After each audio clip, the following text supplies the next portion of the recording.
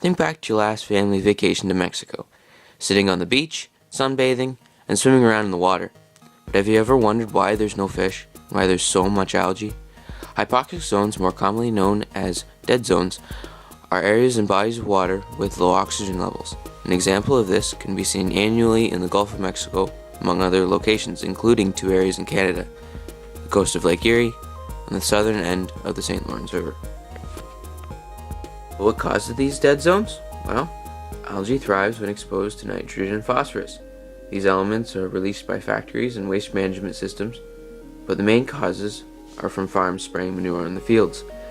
The nutrients eventually make their way through the waterways to a larger body of water. Algae or phytoplankton are protists. They produce oxygen through photosynthesis. They use energy from sunlight in this process to convert carbon dioxide and nutrients, in this case nitrogen and phosphorus, into plant matter. Oxygen is the waste product from this reaction. So, lots of algae means lots of oxygen. No problem, right? Wrong. In order to see the problem, we have to go into the future. When all the algae dies, lots of oxygen is needed to decompose it. This essentially steals all the oxygen from the water. The lack of oxygen in the water poses a serious problem to the wildlife in the area, particularly the fish. Low oxygen levels force the oxygen-breathing animals out of their home and into the surrounding waters. If there is nowhere safe to go, the creatures die. Eventually, dead zones can become so bad that even worms can't survive. So yes, this creates a large problem.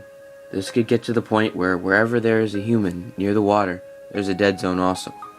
But there are some things that you can do to help reduce, if not completely eliminate the problem. Use less or no fertilizers on your lawn or garden. Just let it grow naturally. Recycle your used cleaning products so the chemicals in them can be dealt with properly. Wash your car on a grassy area and use as little soap as possible so the ground can filter the water naturally. And of course, there's the problem of manufacturing companies. And there's little we can do to change that, but we can hope with time dead zones will be eliminated.